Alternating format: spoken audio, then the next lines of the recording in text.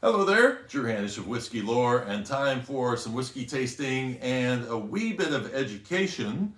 As earlier this week, I bumped into an article by a Kentucky historian who was doing a little write-up on American single malt. And some of the things that he said in there were rubbing me the wrong way and got my curiosity up. And so we're going to talk about American single malts versus American straight malt whiskeys and scotches. And the reason that I want to dive into this and do a little comparison and talk about the differences is because in this article, basically what was being said was American single malts just have never been worth the money to spend on them. All they're doing is imitating Scotch whiskey by trying to add peat in. Barley, and these whiskeys just using barley come out mediocre at best. Barley needs other grains to make it more interesting, and so that was the reason why this feeling in the article was that we should go to American straight malt whiskeys, which have the ability to add other types of grains in so that we can more Americanize these whiskeys. And also there was a suggestion that new charred oak barrels overwhelm single malt whiskeys. And so this is something that we should just look at doing straight malt whiskeys instead, because there are some good ones of those out there. Now, what's interesting is, from my own personal experience, I've only owned in my life one straight malt whiskey, and that was from Woodford Reserve. And I must say that while it was good, it wasn't great to me. I mean, I had no real push to go back and buy another bottle of it after I had it. I thought it's a nice experiment. I like seeing that. Oh, you know what? No, actually, yes, that is true. I was going to say Town Branch, that also I had the Pierce Lyons Reserve, I think it was called, but that actually was 100% malted barley, whereas the Woodford Reserve was following the rules of American straight malt whiskey, which means you can have just over 51% malted barley, and then you can throw other stuff in, corn and rye or wheat or whatever else you want to throw in there. Well, I know my fans here on the channel, and I know that you guys have a diversity of tastes. You like bourbon, but you know there are other whiskeys out there as well. And this article felt like it was written from bourbon is king, why are we messing with it? And if we're going to mess with it, let's do whatever we're going to do with this malted barley. Let's have some bourbon type characteristic coming in there to support it so that it meets that particular palate.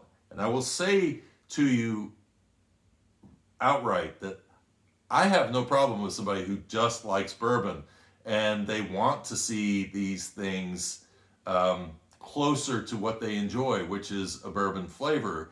But what I'm saying is there are other palates out there as well who do believe that barley is a very flavorful grain. It's all in how you treat it. Now, what brought this even closer to me was this bottle of PostModern Spirits that says American Single Malt. Now, I just bought this not too long ago. This is my third bottle of this, and that's how much I like this whiskey. Okay, this is 100% malted barley, comes from Knoxville, Tennessee, and I really love what they're doing because they're using cherry wood, smoked cherry wood, as one of the malted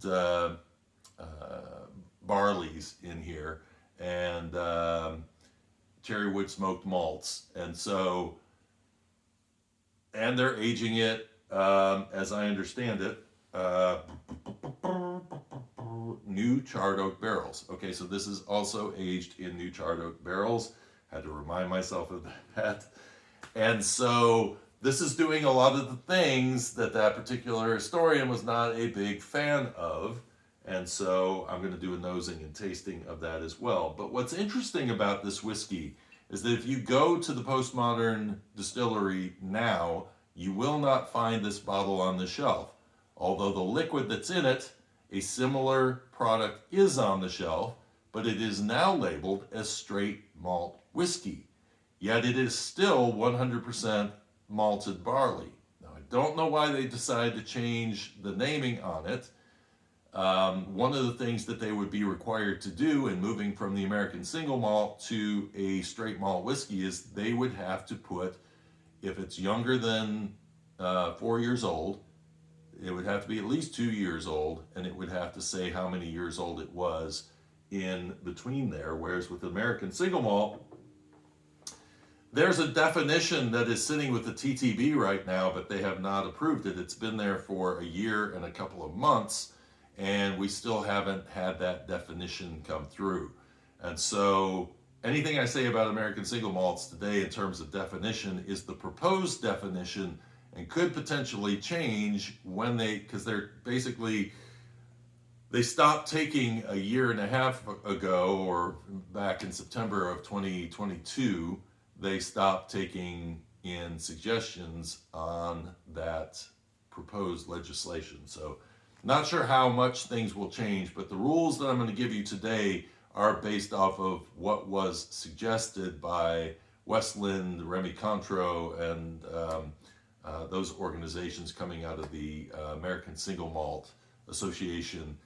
I know I didn't get that name exactly right, but the association over single malt. All of these different distilleries are trying to get these regulations done. Okay, so let's jump in and talk about what is the difference between an American straight malt whiskey, an American single malt, and a Scotch single malt. Well, of course, first thing it comes down is the country of origin. So an American straight malt whiskey and an American single malt both would have to come from the United States, whereas Scotch whiskey can only come from Scotland. Now, next thing is how high you can distill this this malt whiskey. Well, in the U.S., we're kind of along those bourbon rules of 80% ABV, so it cannot be distilled over 80% ABV, and that is the same for American single malt or for American straight malt whiskey, whereas Scotch single malt can be distilled up to 94.8%. But if it is distilled that high, it still has to retain the same aromas and flavor characteristics of its original grain. Now, I mean, that's kind of interesting, but it says that Scotch distillers can really zap out a whole lot of flavor out of that grain. But if we're following the Kentucky historian, well, it doesn't matter because barley doesn't have that much of a flavor anyway. That said, okay, so the next thing is storing these. Once you actually put the liquid into the barrel, there is a rule that says you can't go over 62.5% ABV when you first put the whiskey in the barrel. Now, in most parts of the United States, that ABV is probably going to climb as it ages, whereas in Scotland, it goes down. But in the milder climates in the United States, or along the coasts, you might find some variations in that may match closer to what a Scotch whiskey will do. So this is the same for American single malt and also for American straight malt whiskey. There is no regulation, as far as I could find, for Scotch single malt as to a high level. You can put whiskey in at higher than you can do with American whiskey. The question is, would you? And I think in most cases they would not. All right, next thing is all of them have a minimum of 40% ABV once it goes into the bottle to be able to be called a Scotch whiskey or to be able to be called either American single malt or American single or American straight malt whiskey. Now, grain. This is where the difference comes in between American single malt and Scotch versus American straight malt whiskey. American straight malt whiskey can have 49% of other grains added in there, whereas with Scotch and American single malt, it has to be 100% malted barley. Now, I've heard some people say, oh, you could probably throw some malted rye in there as well. As far as I can tell, with the definition, you cannot, because there is a straight malt rye whiskey definition. And so I don't see where there's any play for you to be able to jump over and throw rye whiskey in. And I think this is something that they may have addressed during this question and answer period going into whether this regulation should include that, not include that. And so at this point, for an American single malt or an American straight malt whiskey, both of them can be 100%.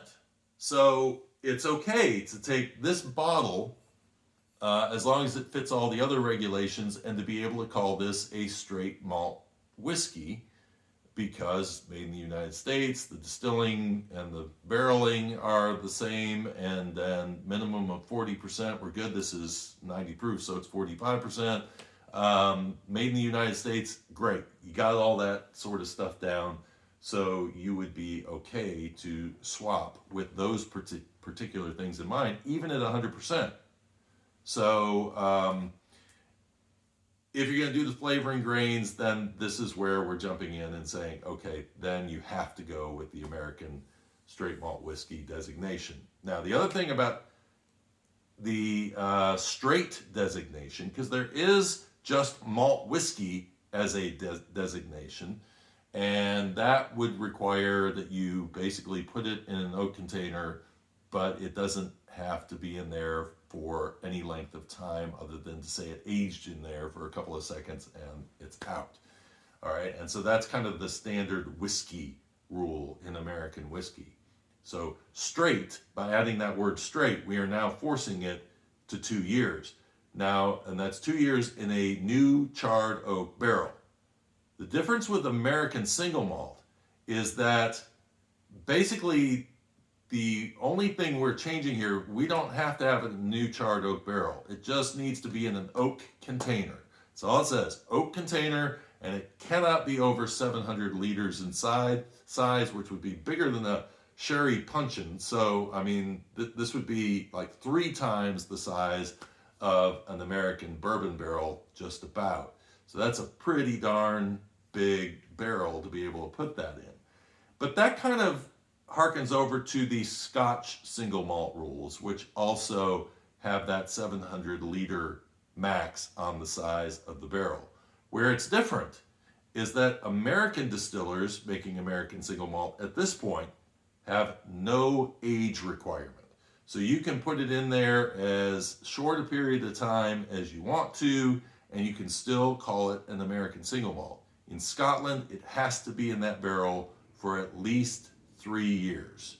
So there is a lot of room for play there. And this is one of the things that I love about the American single malt rule that could be a real differentiator, is the fact that we have so many different types of climates that if you have somebody making American single malt in Houston, Texas, where it's humid and hot, versus somebody who's making it in, say, the mountains of Colorado, and maybe you're getting a lot more of the very cold temperatures, or if you went to Alaska and tried to make it, or you're making it in the Pacific Northwest where it's somewhat temperate through the years, maybe a little bit closer to what Scotch whiskey is, it leaves a lot of flexibility. It allows you to use whatever size barrels you want to use. It allows you to choose if you want to use new charred oak, or if you want to go into using a used barrel of some form. So there's a lot of latitude for American distillers, and then they can choose how long they want to age it. So if you're in an aggressive place like Houston or Waco or wherever you may be, Florida, you name it, that you have the ability there to take that whiskey out of the barrel earlier and be able to handle it. Scotland, 3 years, makes sense. I mean, the climate is so mild in terms of changing, but it does kind of take away if you put it in a new charred oak barrel and you had it sitting at the top of a 7-story rick house like they have in Kentucky, that it might be more aggressive up there. And I've been to distilleries in Scotland that do have very tall buildings that they are putting these barrels pretty high up in. So some of that flexibility has been taken away from the Scotch distillers. Next thing is American straight malt whiskey can be vatted, which is kind of interesting. The way that this is done is unlike single malt. Single malt says that everything was produced in the same distillery, whereas American straight malt whiskey says that it could be actually vatted liquid from multiple distilleries. That said, the regulation says they all have to be distilleries in the same state. Now, I found that kind of interesting, and I don't know if that is tied to when you're going to call it a Kentucky straight malt whiskey or you're going to call it a Tennessee straight malt whiskey, that is where that state requirement comes in. But from what I read, it sounds like even if you called it an American straight malt whiskey, it still would have to be vatted from liquid that was distilled in the same state. So American single malt, as I said, the idea of that word single says it is coming from a single distillery. It's not saying a single grain. You can use 4 or 5 or 6 or however many varieties of malted barley that you want to use. It just has to remain malted barley only, and it has to be at that one single distillery. All right, and that is the same for Scotch whiskey as well. Now, some of the things that are different with Scotch. Scotch can only be made in a copper pot still. That's why when you go to Scotland and you see those beautiful pot stills everywhere, everybody's got pot stills, whereas when you go to Tennessee or Texas and you go into a place that makes a single malt, you may see a column still, you may see a hybrid still, you may see a pot still. So there's flexibility in the way American distillers can make the whiskey. Now, this is where I suggest this particular writer is probably being misled a little bit here, or doesn't quite 100% understand the difference between Scotch and American whiskey in terms of this one element and its influence on barley, and that is the pot still.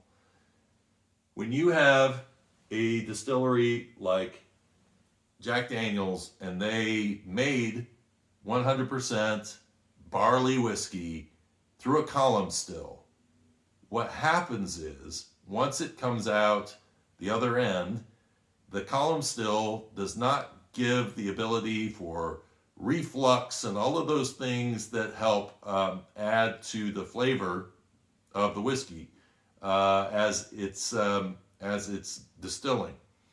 The other thing, and I learned this from Dr. Don Livermore not that long ago, is the fact that column stills, the copper contact is less than with a pot still.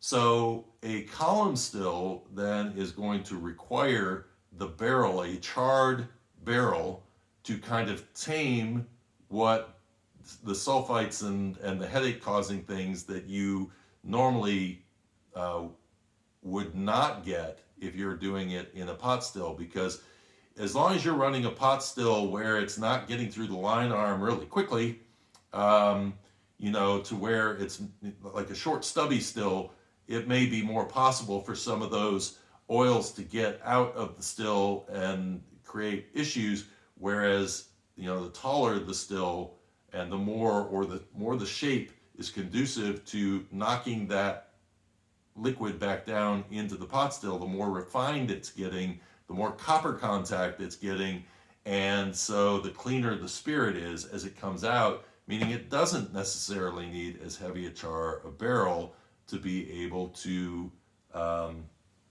become a really nice tasting whiskey. So column stills are an issue with barley, and this is the reason why the traditional pot still is probably still the best way to distill, because it's going to allow for more of that barley flavor and personality to come through. So barrel finishing and peat, yes, they do mask the problems of running it through a column still. Jack Daniel's proved that. They had to stick this stuff into an Oloroso sherry barrel for 3 years just to be able to give it a flavor. And I will tell you that their experiment was very good. And this is the thing. You, this idea that barley is sort of ruined by a new charred oak barrel, well, this stuff spends 5 years in a new charred oak barrel before it's finished for 3 years in an Oloroso sherry barrel. So I will say that the second version of this is a little bit heavier on the oak notes than the first version was. The char is coming through a bit more on this version, but it's all in how you're treating it. And does it really need 5 years in a barrel? Maybe you could do it for less time, or maybe you could lower the char and not do a 4 char, but maybe do a 2 char or 3 char, because as I said, the thing is, you don't need the heavy char for a for barley that has been run through a pot still, but also maybe if it's coming through too much on the flavor here, you could back off of it for the column still version as well. But I get really nice notes out of this, but most of the notes are coming from that sherry barrel. So this, to the writer's point, was a whiskey that needed to be rescued by something else. And so totally get that. But what I'm going to say is that my feeling is that if you are a large distiller with a column still, you might want to follow the advice and go with American straight malts and use those other grains to bring in some additional personality, because the column still is going to cause you to have some issues. Okay? It's like I say, it's running through that column still and it's going straight through, sometimes it's kicking back down, but it doesn't have the same style of reflux, and it doesn't, they're sending it through a copper worm and all the rest. A lot of this additional copper contact is missed with a column still. Now, this is one that, as I said, now this was run through a hybrid still. So a hybrid still, meaning it's got some plates on top like a column still does, but it also has the body shape and the ability for reflux that you get out of a pot still. And this is put into new charred oak barrels, and so there is no finishing on this, and yet you get a nice colorful whiskey there. And I love it because that cherry comes through on the nose here. Yes, there's a smoky character to this, but I think the smoky character is more coming from that smoked barley than it is coming through from the barrel char. So nicely done in this particular case in terms of getting a very flavorful whiskey. Nutty character in there, but then, like I say, just the sweet fruit notes coming through.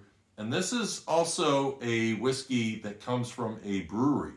So they're making good quality beer before distilling it. And I got to thinking about this the other day, about the fact that distillers have such an advantage over brewers, because as I was walking through the New Belgium brewery up in Asheville, North Carolina, I was thinking about the process and the fact that, boy, if you don't get it right in the brewing process, there is no fixing it, because you're tasting the results of that brewing, whereas distillers could make something that doesn't necessarily have a great flavor as a beer, but once you distill it, you can kind of distill some of that out and use the barrel and a lot of different things to help yourself fix that particular spirit.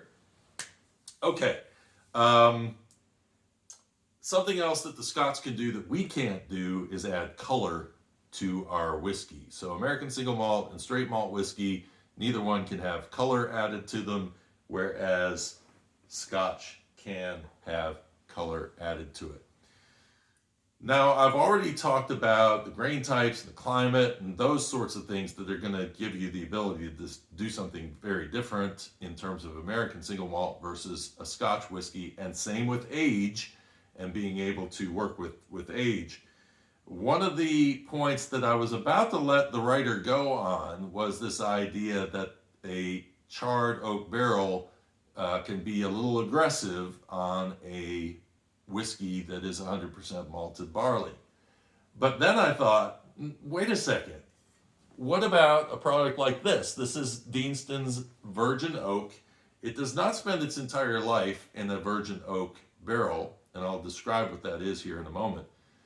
But it spends a total of, well, this one is actually not aged, but their 12-year actually spends 12 years in an ex-bourbon barrel. So it's just picking up the influence from the bourbon barrel. This one is aged for not sure how long. I believe it was like 8 years to 10 years, probably in that range. And then it is finished in a virgin oak barrel.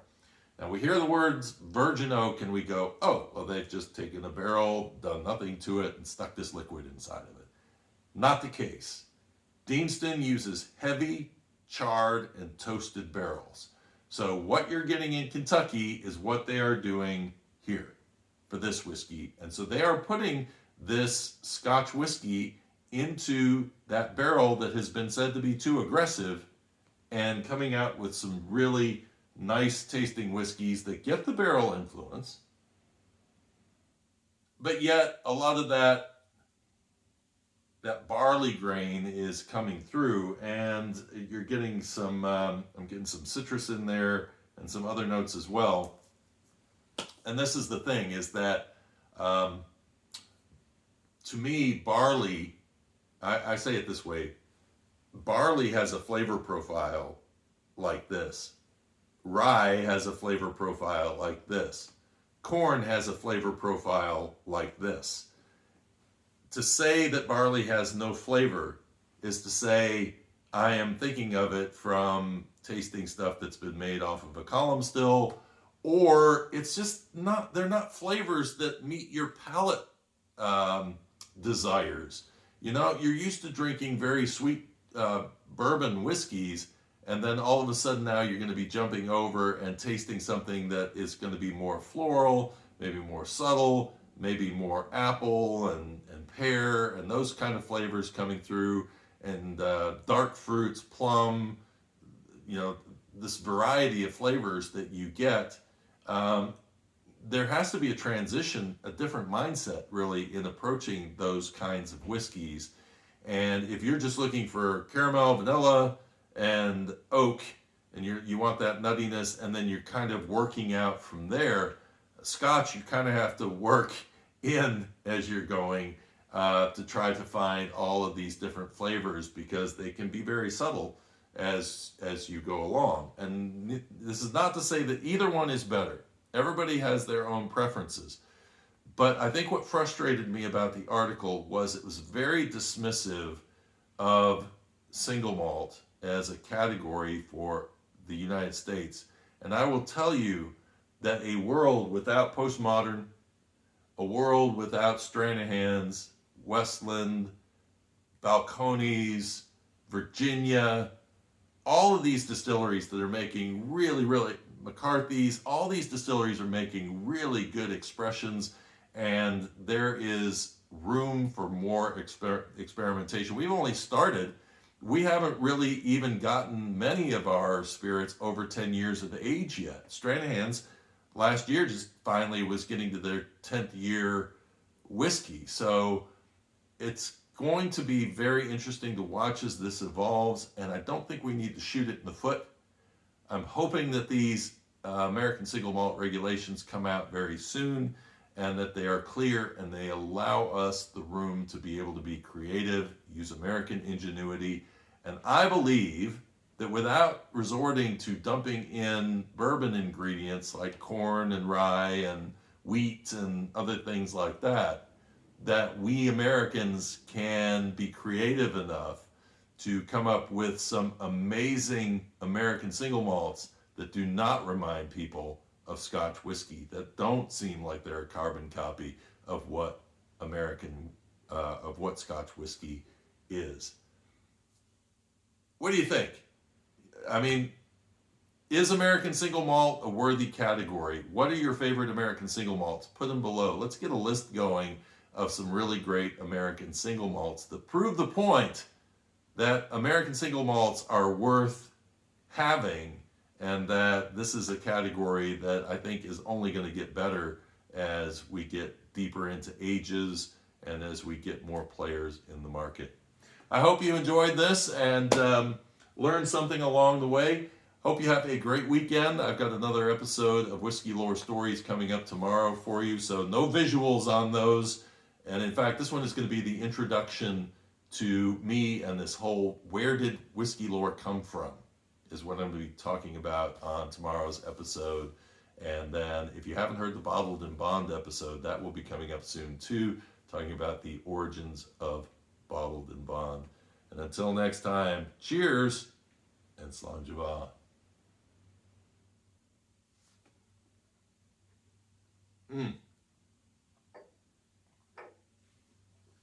Beautiful flavors in that. Very light and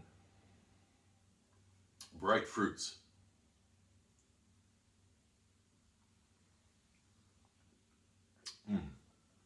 And then a little bit heavier characteristic on that, and that smoke comes through with very interesting flavor there on the end. And I don't know if it's kind of a blending of these two, but I got a little pear all of a sudden coming through on that whiskey as well. Very, very interesting.